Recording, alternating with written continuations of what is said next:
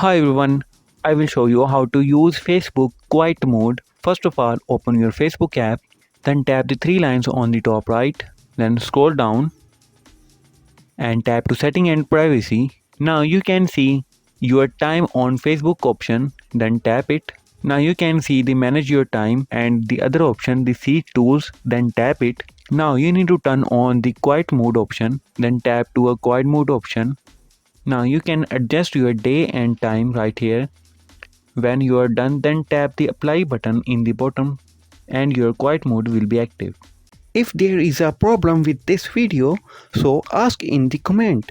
Any problem related to social media and internet, let us know in the comment bar so we can make a video on it. Please like this video and press the bell icon for any update.